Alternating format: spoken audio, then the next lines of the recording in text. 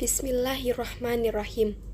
Alhamdulillahirabbil alamin wassalatu wassalamu ala asyrafil anbiya'i wal mursalin sayyidina wa maulana Muhammadin wa ala alihi wa ashabihi man tabi'ahum bi ihsani ila yaumiddin. Amma ba'du. Pertama-tama, mari kita panjatkan puji syukur kehadirat Allah Subhanahu wa Ta'ala yang telah memberikan nikmat kepada kita semua. Sholawat beserta salam semoga tercurahkan kepada Nabi Muhammad SAW yang kita nantikan syafaatnya di yaumul qiyamah nanti. Amin ya rabbal alamin. Yang terhormat Bapak Kiai Haji Muhammad Nilzam Yahya selaku Kepala Madrasah Sanawiyah Ali Maksum. Yang terhormat Bapak Ridwan M. Nur selaku pengampu pelajaran akhlak mahfuzat. Yang terhormat staf dan guru-guru Madrasah Sanawiyah Ali Maksum, dan yang saya banggakan dan saya sayangi, teman-teman saya semua. Pasti semua orang ingin sukses, baik di dunia maupun di akhirat, tapi tidak sedikit orang yang tidak sungguh-sungguh dalam mengerjakan kesuksesan, dan akhirnya mereka menyalahkan takdir atas kegagalan yang mereka peroleh. Padahal manjadda wajadda, siapapun yang bersungguh-sungguh pasti akan berhasil. Siapa yang gak tahu makalah itu? Makalah yang sangat mendunia, tapi masih sedikit orang yang menerapkannya. Mereka hanya bertawakal tanpa berikhtiar, dan saat mereka gagal, mereka malah menyalahkan takdir. Padahal Allah tidak membatasi dan menghalangi kesuksesan makhluknya. Kita sendiri yang mengatur dan merubah keadaan dengan kesungguhan dan ketekunan.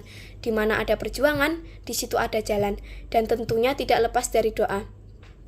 Sama seperti saat kaum muslim berperang melawan pasukan Romawi.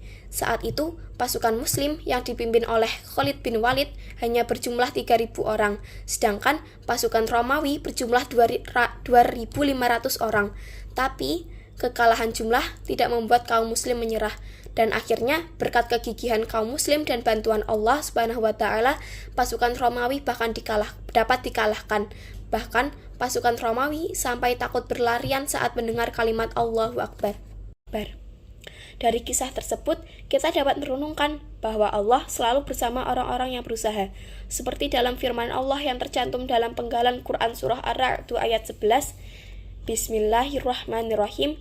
Innallaha la bighayru ma biqaumin hatta bighayru ma bi anfusihim, yang berarti sesungguhnya Allah tidak akan mengubah keadaan suatu kaum sebelum mereka mengubah keadaan diri mereka sendiri. Bahkan saking pentingnya makna berusaha dalam hidup kita, Imam Syekh Al-Mutanabi bersyair, biqadril katitu tasabul ma'ali wa man talabal ula sahirul layali wa man talabal ula bi ghairi katin adha'al umru fi talabil mahali. Dan selain kisah kaum muslim melawan pasukan Romawi, kita juga bisa mengambil contoh dari kisah Nabi Nuh alaihi salam yang tidak menyerah untuk terus menyerukan dakwah kepada kaumnya. Walaupun dalam 950 tahun hanya ada 80 orang yang beriman. Bahkan istri dan anaknya sendiri pun tidak mau beriman. Nabi Ilyas alaihissalam juga pantang menyerah dalam menyerukan dakwahnya kepada kaumnya.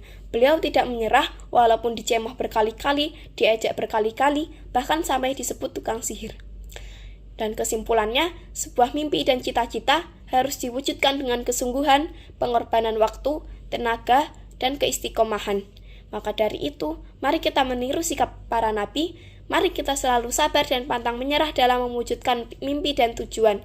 Insya Allah, dengan ikhtiar, doa, tawakal, semua bisa diraih. Allah suka orang-orang yang berikhtiar, dan Allah tidak menghalangi keberhasilan makhluknya. Dan alhamdulillah, kita sampai di ujung pidato. Dengan berbagai kekurangan dan ketidaksempurnaan, pidato ini bisa saya hadirkan. Saya harap kalian dapat memaklumi kesalahan di dalam pidato ini, dan saya harap semoga pidato ini dapat memberikan motivasi untuk menjadi lebih baik ke depannya. Dengan segala hormat, saya pamit undur diri. Wabillahi taufiq wal hidayah. Wassalamualaikum warahmatullahi wabarakatuh.